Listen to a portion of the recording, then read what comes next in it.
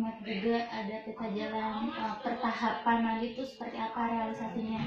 Untuk yang sekarang ini kita prosesnya tuh udah sambil mana tuh? Oh gitu. Jadi begini ya. Jadi digital itu sudah kita mulai sejak lebih kurang 10 tahun yang lalu, digitalisasi penyiaran. Jadi tahun 2007 Kementerian Kominfo sudah menetapkan standar DVB-T untuk penyiaran digital di Indonesia. Kemudian selanjutnya di 2008-2009 kita melakukan uji coba TV digital. Tahun 2009-2010 itu bahkan Presiden, Wapres waktu itu JK, dan di 2010 itu Presiden SBY itu sudah meresmikan uji coba digital di TVRI di beberapa kota. Kemudian kita lanjut setelah melakukan launching uji coba digital pada zamannya SBY di TVRI, kemudian kita mengeluarkan peraturan Menteri tentang TV digital itu melalui peraturan Menteri nomor 22 tahun 2011. Ini dasar kita melakukan seleksi untuk penyelenggara multiplexing untuk digital. Tahu multiplexing? Tahu ya. Jadi di Permen 22 2011 itu terjadi perubahan model bisnis untuk penyiaran di era digital. Kalau di analog, satu kanal frekuensi dipakai sendiri. Nah, di era digital, satu kanal frekuensi ini karena dia lebih efisien, dia bisa menyiarkan program itu sampai 12 program dengan satu frekuensi. Nah, karena itu tidak semua penyelenggara penyiaran di era digital akan memegang frekuensi. Nah, yang memegang frekuensi itu namanya penyelenggara MUX. Berarti sehingga di digital frekuensi tidak harus semua penyelenggara itu menggunakan frekuensi masing-masing. Frekuensi cukup dikelola oleh penyelenggara MUX. Nanti penyelenggara penyiaran nanti akan menyewa slot siaran yang ada di penyelenggara MUX.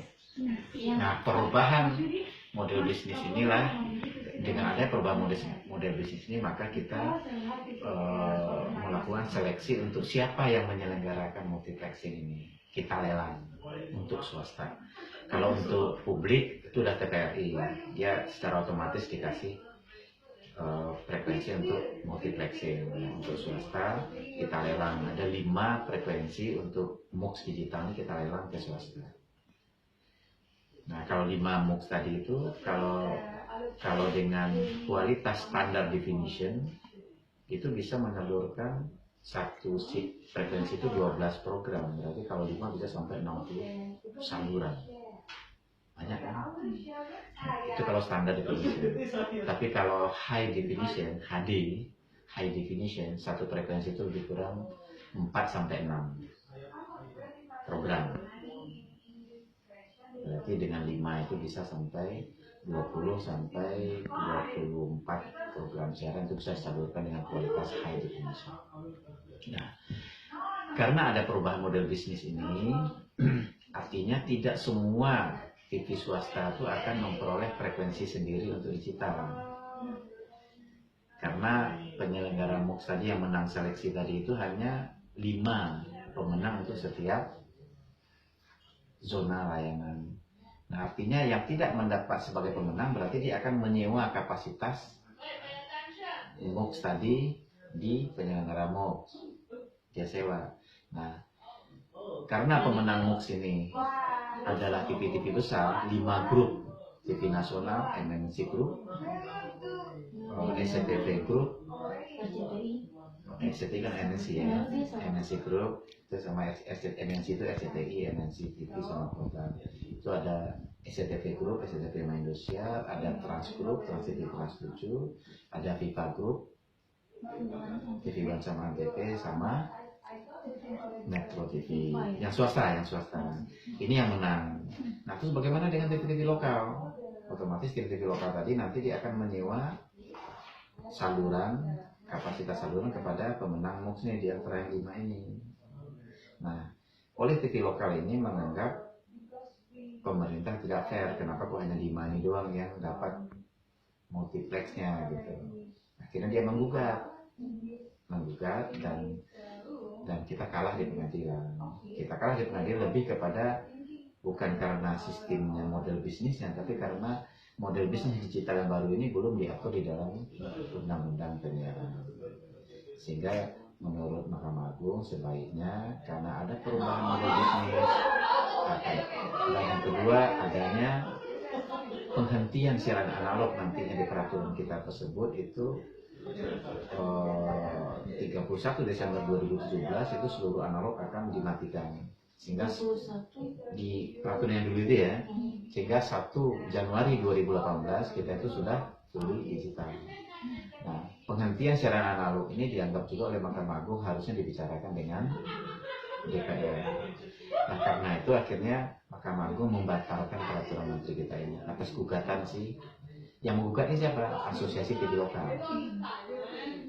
Akhirnya dia menggugat dan dia menang di Mahkamah Agung sehingga peraturan kita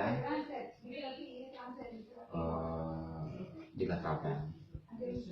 Nah, karena itu kondisi saat ini apa yang kita lakukan? Nah, setelah dibatalkan peraturan menteri kita ini, kita susun lagi peraturan baru penggantinya, namanya Permen 32 tahun 2013. Kita ganti, digugat lagi oleh asosiasi tadi. Nah, terakhir itu pemenang MUX tadi itu, yang grup-grup TV yang besar tadi pemenang MUX itu digugat juga dan kita kalah juga. Sehingga Mahkamah Agung terakhir meminta kita mencabut izin untuk menyelenggarakan MUX tadi. Nah, karena ada masalah gugatan tadi, akhirnya kita saat ini untuk digitalisasi sekarang menjadi stagnan atau menjadi tidak bisa berjalan dengan mulus sesuai dengan roadmap yang kita buat karena adanya masalah hukum gugatan di pengadilan ini. Nah, terus bagaimana solusinya? Kita akan jalan ke digital lagi setelah nanti kita mengatur digital di dalam undang-undang penyiaran yang baru. Jadi saat ini kita lagi menyusun DPR saat ini sedang melakukan revisi undang-undang penyiaran yang lama. Kita keluarkan undang-undang penyiaran yang baru yang salah satunya mengatur tentang digital. Sehingga kalau sudah diatur oleh undang-undang, sehingga dia akan menjadi kuat. Tidak hanya permen, peraturan menteri Kominfo saja, tapi undang-undang. Nah, itulah kondisi saat ini. Nah, sambil menunggu proses penyusunan undang-undang baru, undang-undang penyiaran yang baru ini, kita saat ini melakukan yang namanya uji coba TV digital bekerjasama dengan TVRI supaya TV digital itu tetap bisa dinikmati oleh masyarakat, pengenalan kepada masyarakat. Kalau kita matiin semua nanti, karena kita udah memulai ini dari lama, dari 2007 gitu. Terus ini Kak, beberapa waktu lalu saya kan pernah sempat ikut seminar itu tentang digital juga. Itu ada salah satu pembicaranya katanya undang-undang digital itu baru saja disahkan dan siap dilaksanakan 2017 nanti. Itu berarti tidak. Jadi undang-undang penyiaran bukan undang-undang digital. Jadi undang-undang penyiaran yang baru sebagai pengganti undang-undang penyiaran yang lama. Undang-undang penyiaran yang lama adalah undang-undang nomor 32 tahun 2002. Nah, ini undang-undang ini kita ganti dengan undang-undang baru. Nah, saat ini draftnya itu baru dibuat oleh DPR. Nanti setelah DPR selesai, nanti mereka akan kasih ke pemerintah. Nanti setelah itu dibahas bersama dengan pemerintah. Kemungkinan baru 2017 dibahas. Nah, setelah 2017 berarti nanti insya Allah pertengahan tahun kalau sesuai lancar itu undang-undang baru akan keluar, di dalamnya mengatur digital. Nah, setelah keluaran undang-undang ini nanti baru kita bisa melakukan komersialisasi digital istilahnya. Baru kita bisa melaksanakan digital ini secara luas nanti. Jadi undang-undang ini, nah sambil menunggu undang-undang ini selesai, nah kita ini dari bulan Juni kemarin kita melaksanakan namanya uji coba TV digital di beberapa kota. Saat ini Kita uji coba itu bersama beberapa TV swasta bekerjasama dengan TVRI itu ada di 12 kota.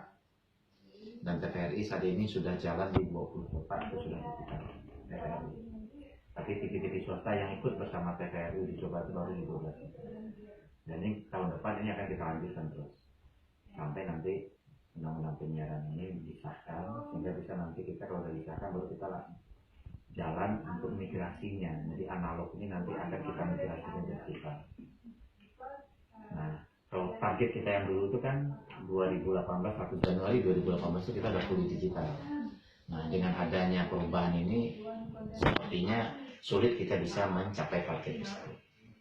Jadi kita tunggu nanti di undang-undang penyiaran yang baru kapan analog switch off, penghentian siaran analog itu kapan?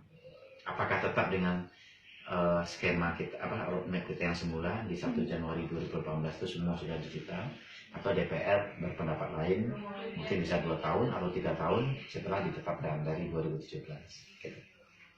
Kalau ditetapkan 2017 ya. Oh iya Pak, kita ada beberapa pertanyaan nih Pak ya. Yang pertama itu, sudah resmikah TVRI sebagai pemegang tunggal multiplexing? TVRI sebagai pemegang tunggal multiplexing itu dari mana? Kita baca-baca dari ya beberapa buku lah, atau dari beberapa web. Itu tidak benar. Itu hanya wacana. Hanya wacana. Wacana TVRI untuk dijadikan pemegang tunggal multiplexing. Dari peraturan yang ada saat ini yang dibatalkan oleh Mahkamah Agung tersebut, itu pemegang multiplexing itu adalah TVRI dan TV swasta. TVRI dan TV swasta. Nah, TV swastanya tapi digugat yang dibatalkan tadi, sehingga saat ini tinggal TVRI lah yang masih nyala sebagai penyelenggara multiplexing. Nah, tapi bukan dia penyelenggara saat ini penyelenggara tunggal karena memang yang swastanya digugat, tapi ke depan kita kan belum resmi. Gitu.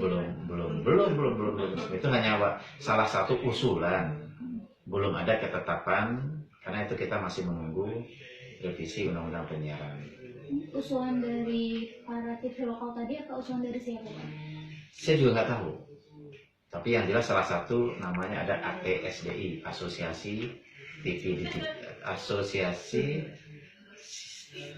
Siaran TV ATSDI, Asosiasi TV Siaran Digital Indonesia, ATSDI. Nah itu mereka mengusulkan supaya TVRI sebagai penyelenggara tunggal untuk multiplexing. Tapi itu hanya salah satu alternatif. Nah, untuk pembuatan undang-undang ini KPI dilibatkan Pak? Undang-undang ini inisiatif daripada DPR. Berarti KPI tidak ada. Pasti DPR juga di dalam membuat ini juga minta masukan dari KPI. Dari semua stakeholder mereka minta masukan. Tapi kita juga nggak tahu dari siapa aja mereka minta masukan. Tapi ya, biasanya setiap penyusunan undang-undang pasti mereka minta masukan dari semua stakeholder. Kalau peraturan dari kementerian sendiri yang dibuat itu biasanya melibatkan KPI nggak? Peraturan yang dulu-dulu?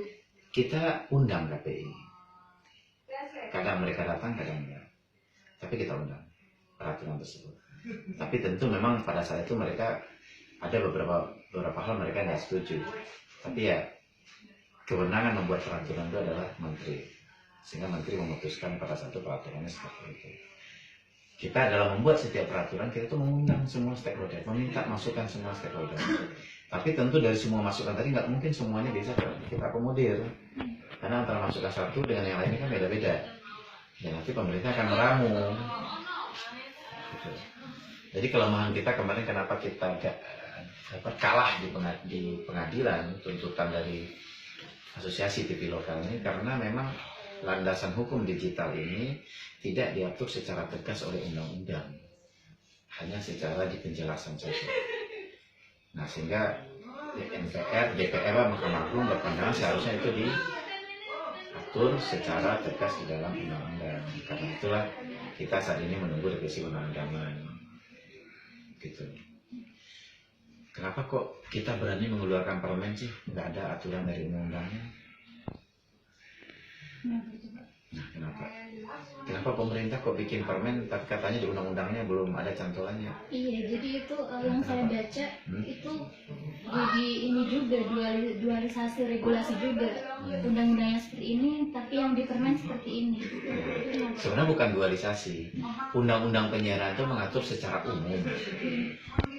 Di dalam penjelasannya juga mengatur tentang bahwa perkembangan teknologi penyiaran itu juga memperhatikan perkembangan teknologi. Salah satunya adalah teknologi digital.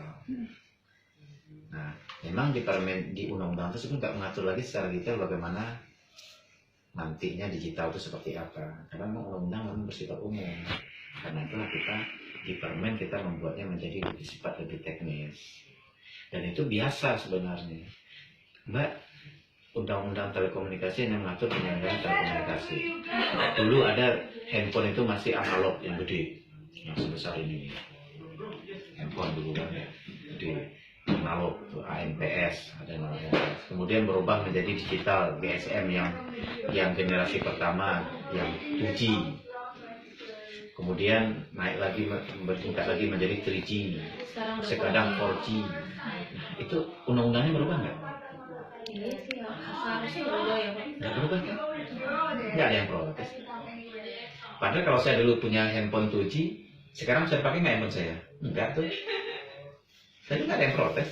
Oh iya. Kok enak aja pindah ke 4G kan handphone saya kan jadi nggak bisa dipakai, harus beli handphone baru lagi.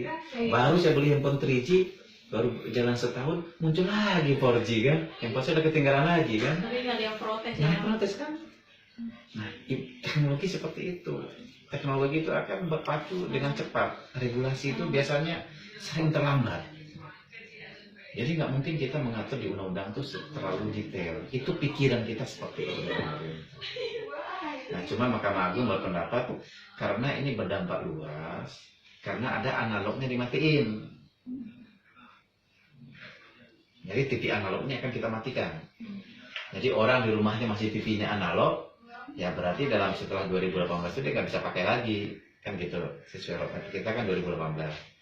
Nah itu DPR Mahkamah Agung melihatnya ini kan akan berdampak luas seluruh Indonesia yang punya TV. Kalau TV-nya masih analog, mereka kan harus ganti dengan TV digital. Iya.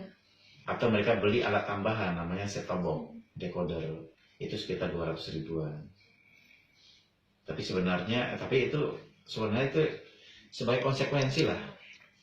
Kan toh nonton TV juga gratis kan? Iya. Handphone aja harganya jutaan itu dibeli.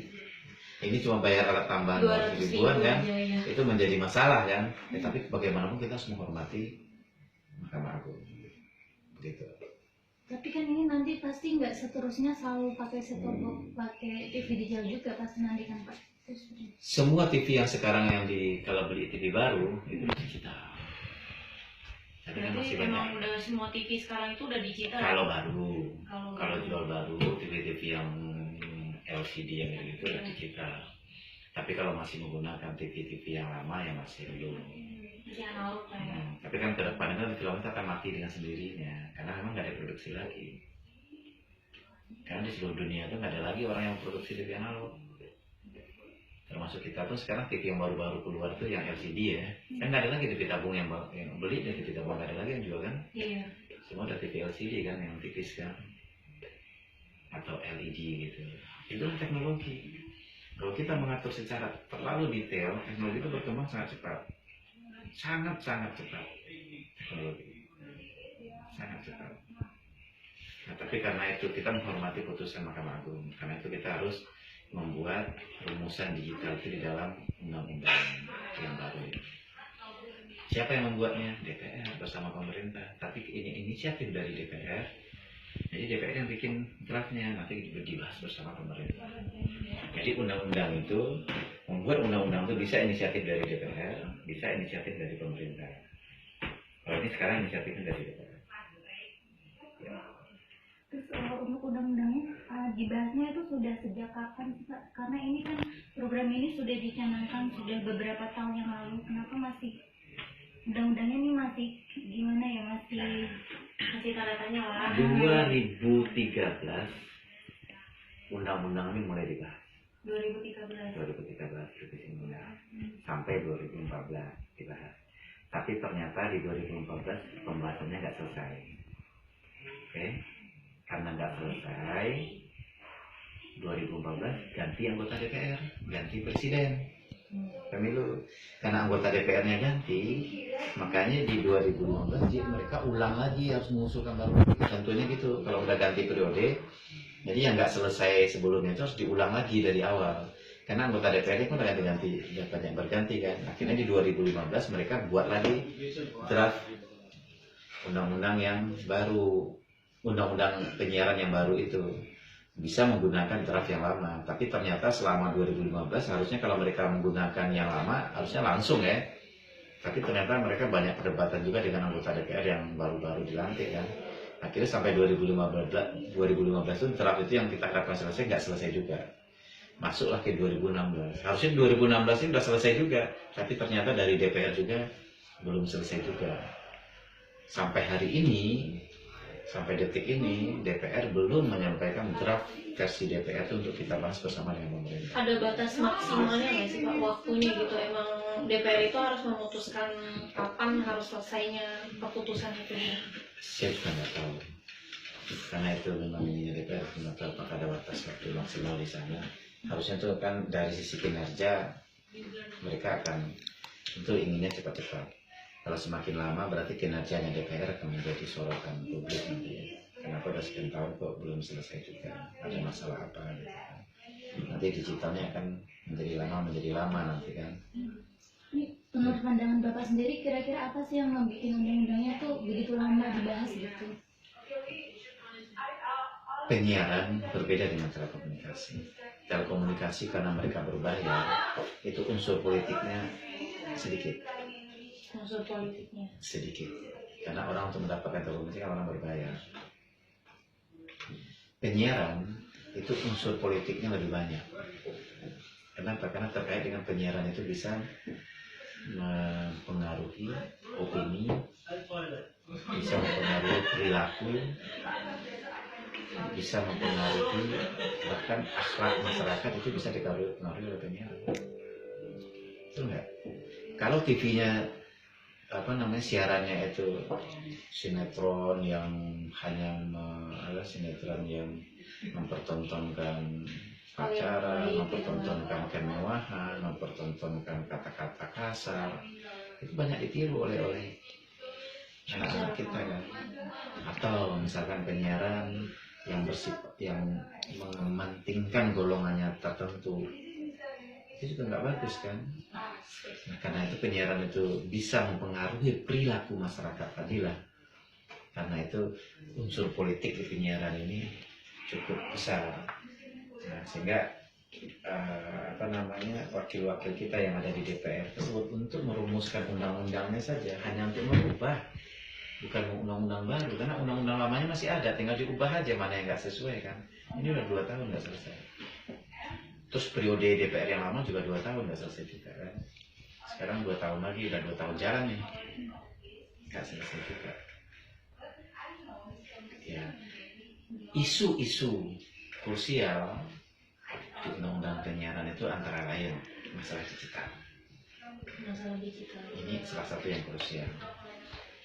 Karena digitalnya akan berpengaruh nanti untuk industri yang ada saat ini. Kalau kita model bisnisnya kita ganti dengan model yang seperti yang ditetapkan oleh pemerintah sebelumnya itu, dengan sistem multiplexing, itu kan artinya nggak semua orang yang punya izin di analog saat ini nanti akan memiliki frekuensi.